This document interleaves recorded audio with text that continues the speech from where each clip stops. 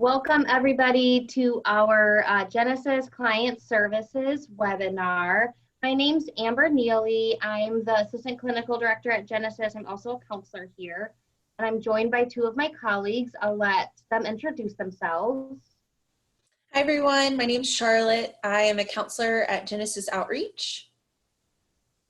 And hi everybody, I'm Jordan Gates. I'm a counselor at our residential location. Awesome. Great. So we're just going to go through a couple housekeeping items before we jump into our parenting topic today. So we always want to talk about safety. So please remember, if you're watching this live or if you're watching this on YouTube, to watch it in a place that's safe where only safe people can hear it. Remember that after you watch this, go ahead and clear your browser history from your phone or computer so that nobody can go back and see potentially what you were looking at. If possible, wear headphones while you're listening to this. And if you are watching with us live on our Zoom webinar and you need to end quickly, you'll click that end button a few times to get out of the Zoom page.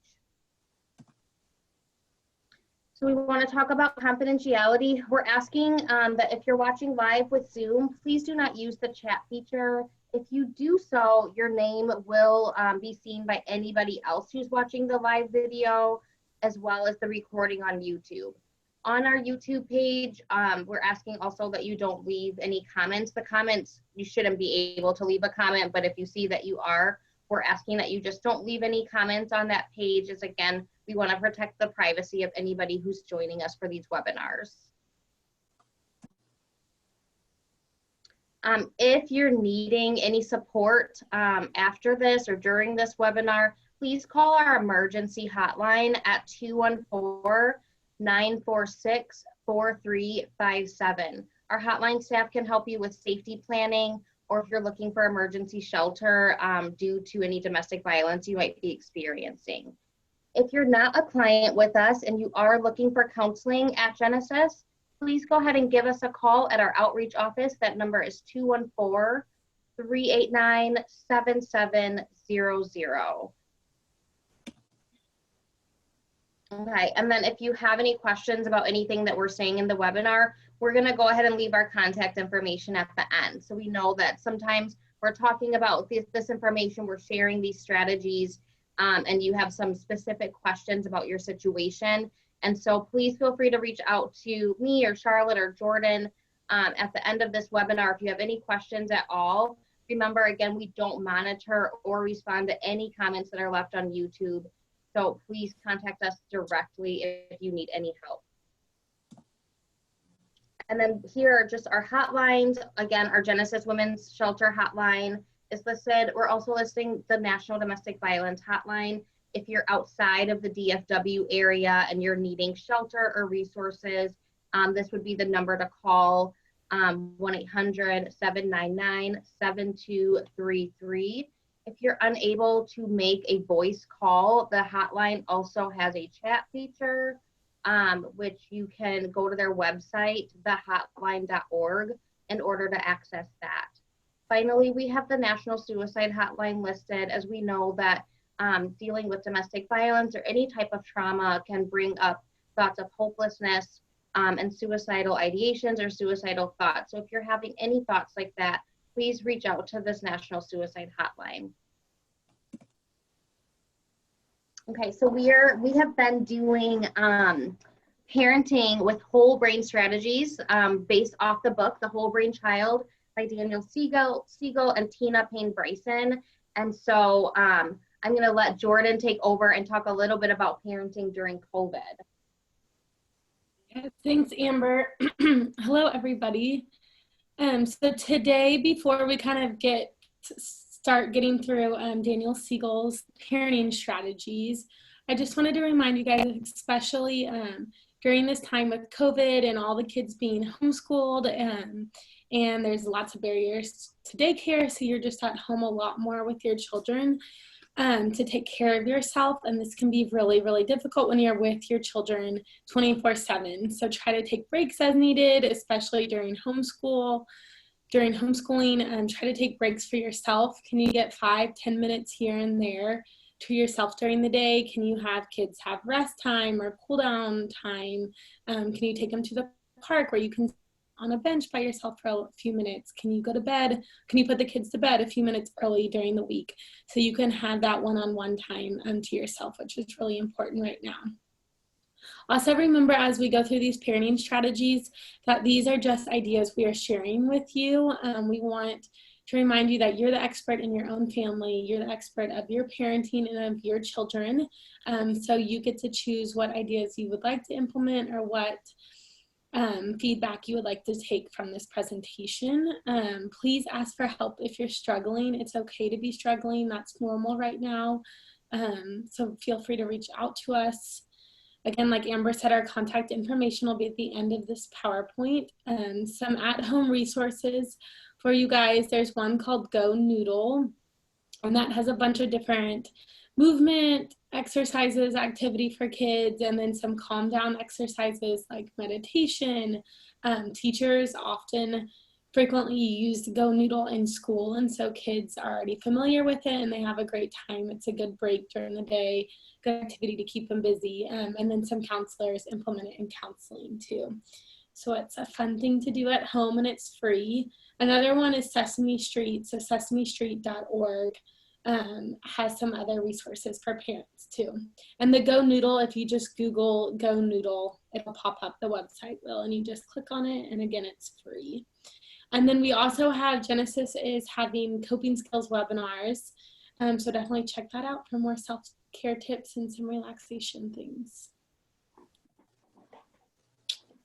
Okay, so again, before we start breaking down the strategies, parenting strategies by Daniel Siegel, we just wanted to review some common trauma responses by age. So Genesis, we do help women and children who've experienced domestic violence, and so I think it's really important to cover this, and it can be really validating and normalizing if you're seeing some of these behaviors in your children.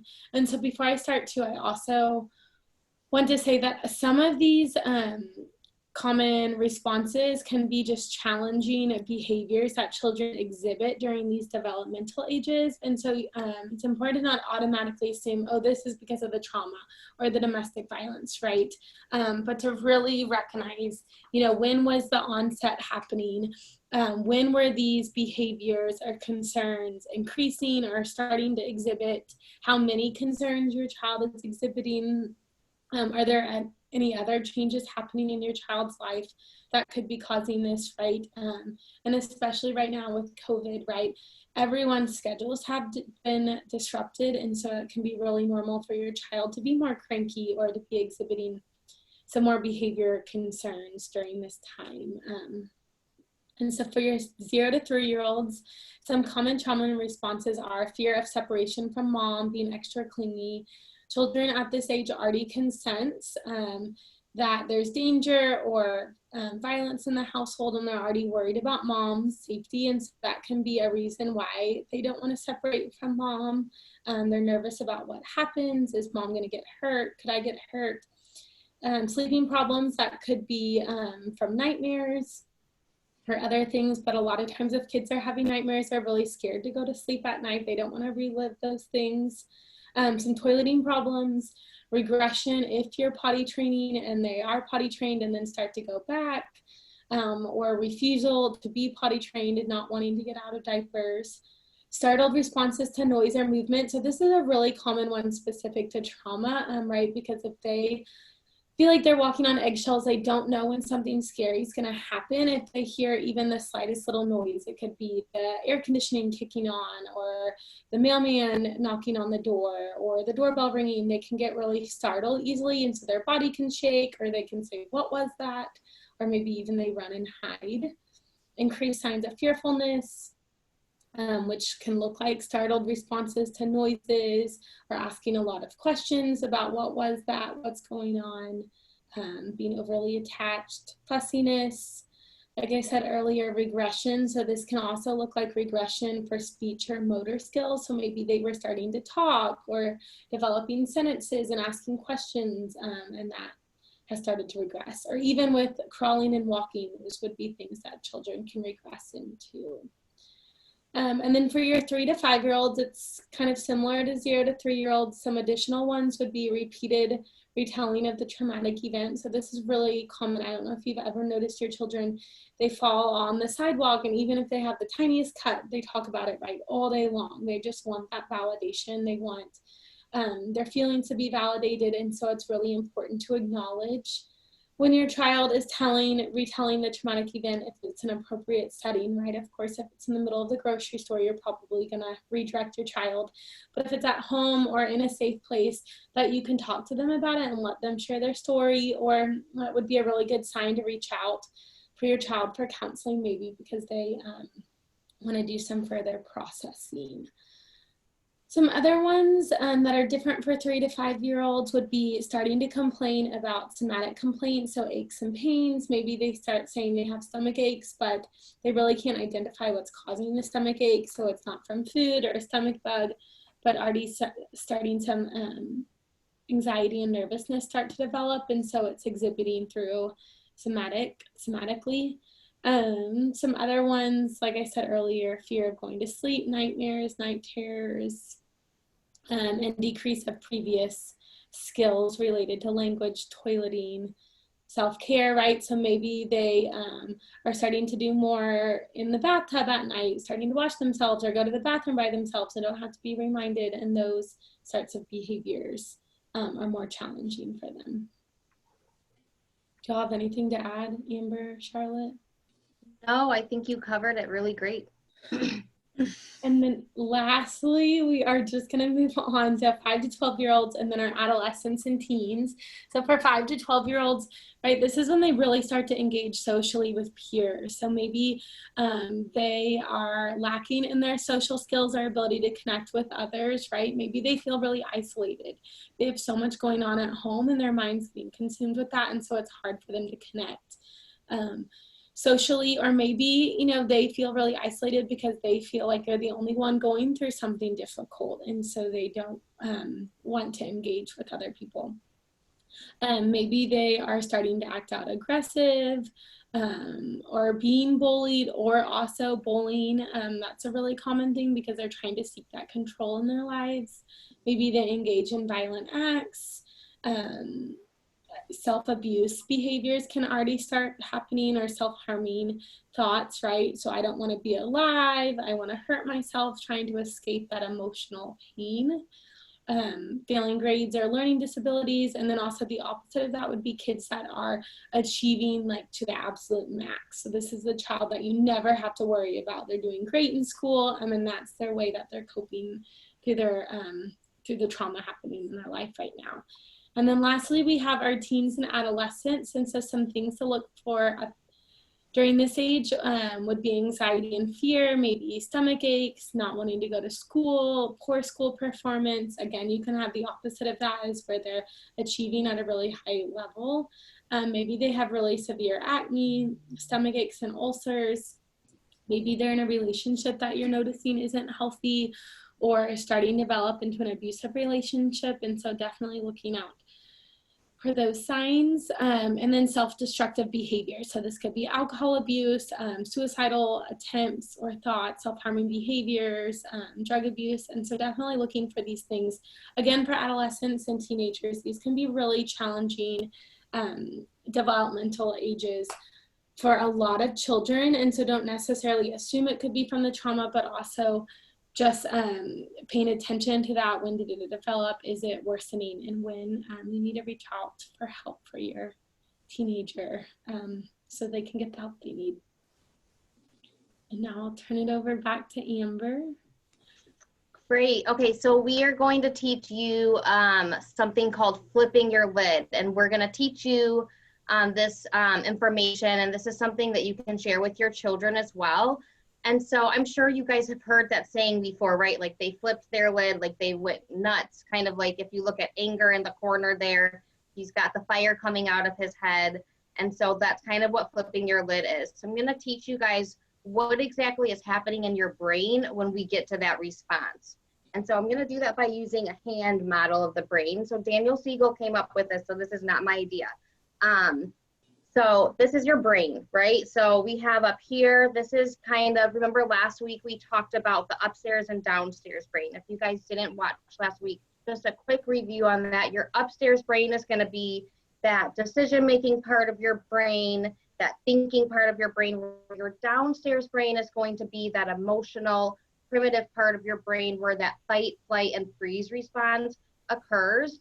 And so your upstairs and downstairs brains are always working together, right? So this is what your brain looks like when your upstairs and downstairs brain are working together. You're able to make good decisions.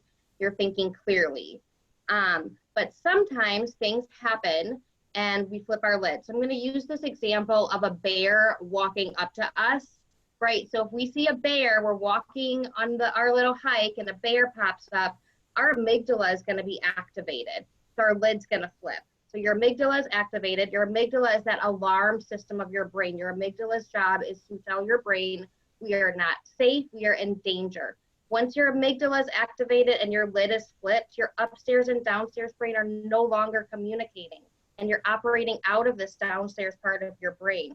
So you're in that fight, flight, or freeze response. This is really good if a bear is coming, right? We don't need to sit there and analyze, should I run with this bear? How fast do I need to run away from this bear? How many steps do I need to take? Right? We don't need our upstairs brain during that. We just need to run, right? And so your lid is flipped, you're in that fight, flight, and freeze, and you run.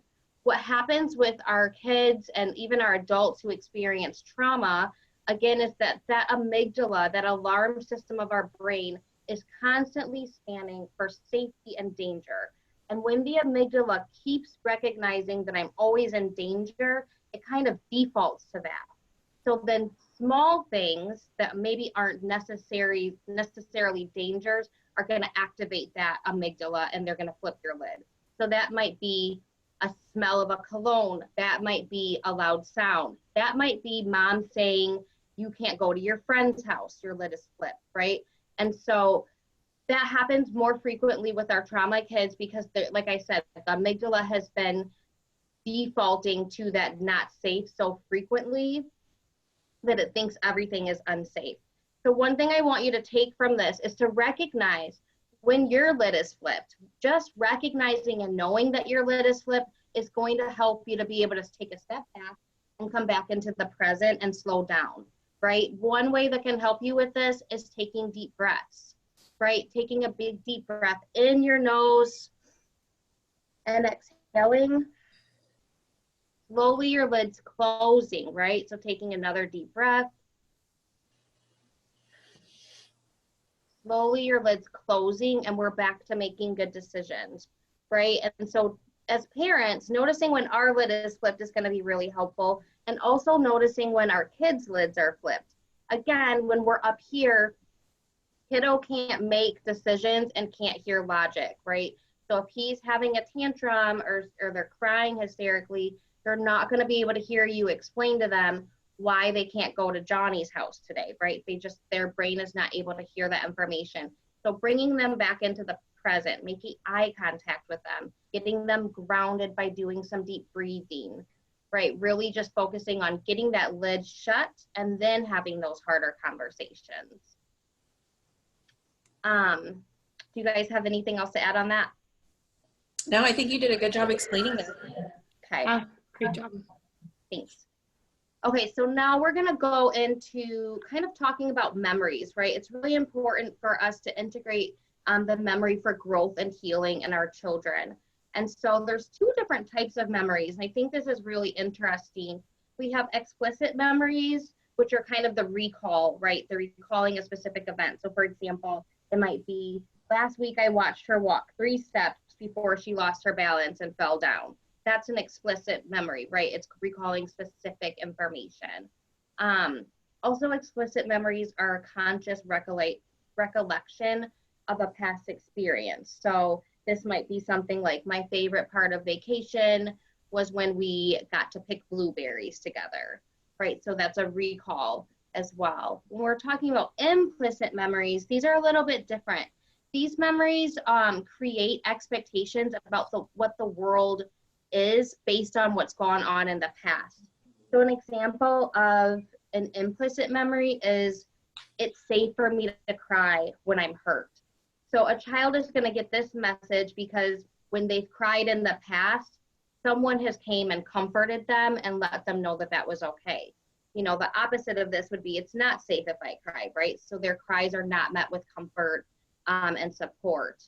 Another example of an implicit memory is that it encodes perceptions, emotions, sensations, and ultimately behaviors that we do without thinking, right? And so I feel excited when I get to see my mom, or dogs are scary. When I see them, my heart starts racing and my hands start getting sweaty. So those are some examples of implicit memories. And then if we go to the next one, sometimes parents' hope is that their children will just forget about their painful experiences. But what kids really need is for parents to teach them healthy ways to integrate these implicit and explicit memories. So turning really painful memories into sources of power and self-understanding. So really helping your kids to be able to express how they're feeling. I know that as parents, we really want our kids just not to feel any hurt, and we just want to kind of say, forget that, it was in the past, don't think about that. But that's not reality, right? We know that those memories are still there, and so we really want to help integrate those so that they can grow and be strong and heal from even the hardest memories that they have. And so just be thinking about how maybe some of your child's implicit memories may be impacting them, and how you can help change some of those if they're negative thoughts. Thank you, Amber. And so we want to give y'all some of these strategies that you can use to help integrate these memories and to help bring those unconscious memories into their awareness so that it'll stop affecting them in the present quite as much.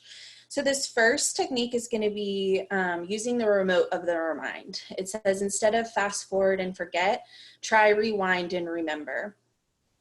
It says in the middle, it's important to remember that memories that are troubling to children may not seem as troubling to adults. The thing that matters most is the way your child processes the experience and copes with it.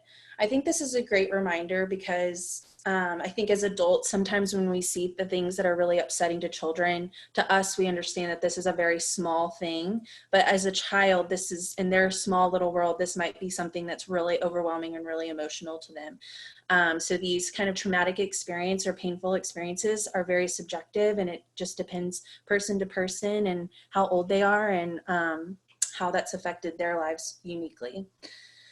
So some situations can be very difficult for a child to fully talk about. This is where the remote of the mind comes into play.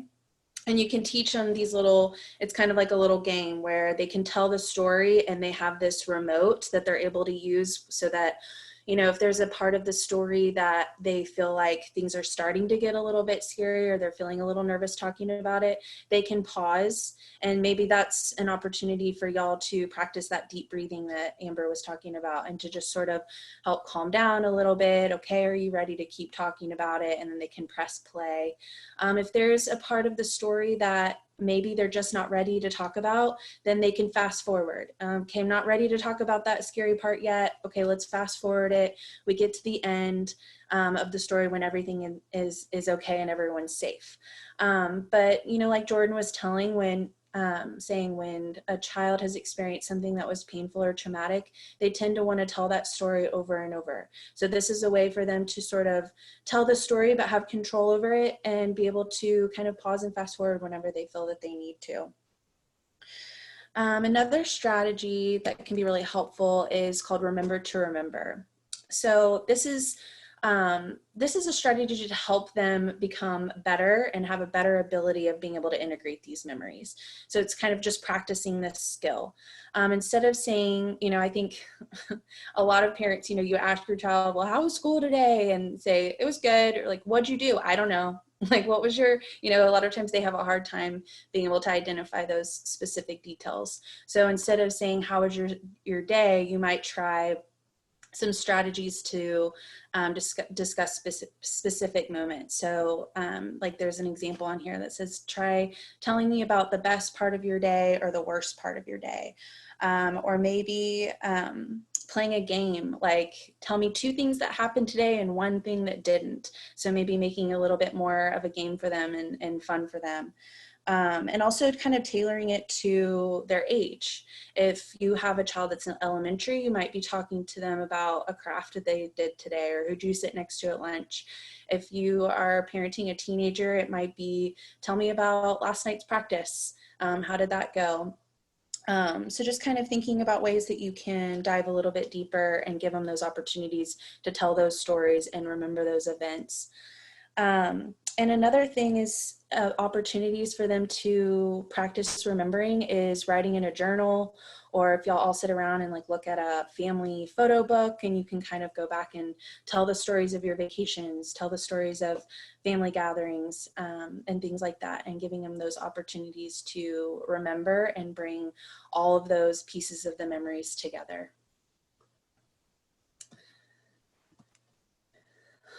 Well, thank you guys so much for watching. Feel free to take a screenshot of this, this slide right here. This has all of our names, all of our contact information, direct phone numbers, and emails. So if y'all have any questions or have any topics that you want us to cover, anything like that, just let us know. Thank you guys so much for being here. We so appreciate this. Please check out our other videos on our YouTube channel. Just search Genesis Client Services and you'll find us. Thank you. Bye.